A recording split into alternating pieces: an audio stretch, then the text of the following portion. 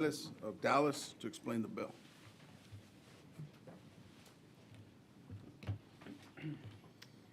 Thank you, Mr. Chairman and Vice Chair Guerra, who's not in here, and the rest of the committee for allowing me to lay out House Bill 1203.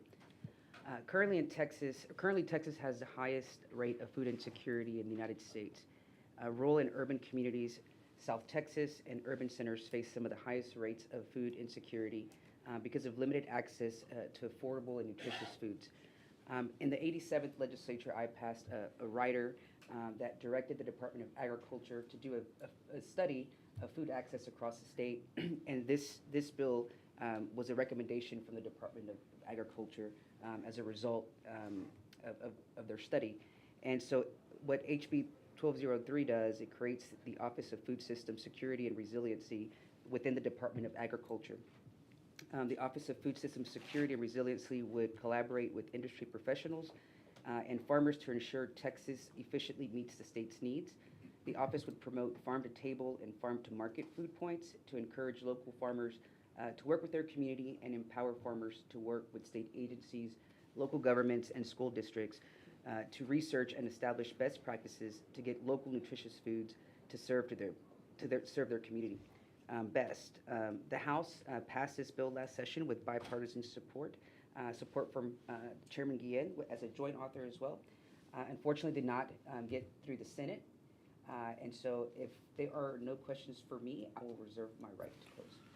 Members, any questions?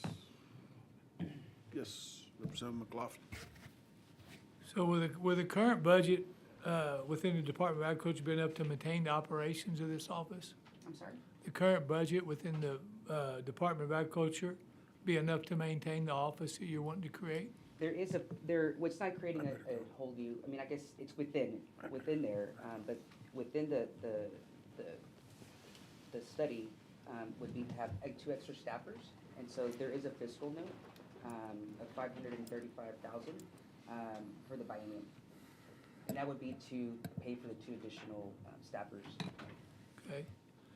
And then the next one would be often farm-to-market products are completely natural products, especially in grocery stores, cost more. How will this office ensure that these products are low cost to consumers?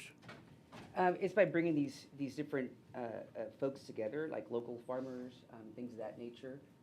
Sometimes, when you hear about, for example, sometimes that fruit or vegetables, don't grow a certain size or they look kind of, funny looking or something. And so making sure that those types of food is accessible to folks throughout the state. Okay. And I got one more. Will this bill ensure that products from small producers in rural counties are paid a fair market value for their product? Yes, I mean, I think that by having those conversations, absolutely. Okay. Thank you.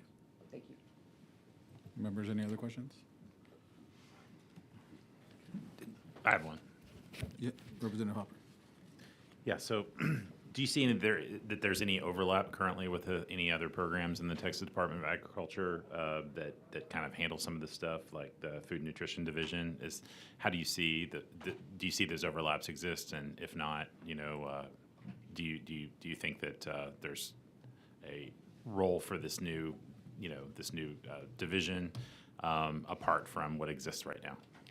I mean, overlap, not that I'm aware of. I mean, I know that this data, this information is currently being collected by the Department of Agriculture. Only this is going to bring them together, right, to make sure that data that they're individually collecting, right, is brought together amongst You don't see any redundancy currently? No, Yeah. I mean, this is what the Department of Agriculture recommended.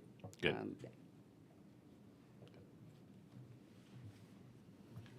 Members, any other questions? Is there anyone else who wishes to testify on, for, or against HB 1203? If not, the chair recognizes Representative Gonzalez to close on House Bill 1203. Thank you, and I will ask for favorable consideration. There are no more questions. I close. Thank you, Representative Gonzalez. If there is no objection, HB 1203 will be left pending. Is there objection? The chair hears none. HB 1203 is left pending.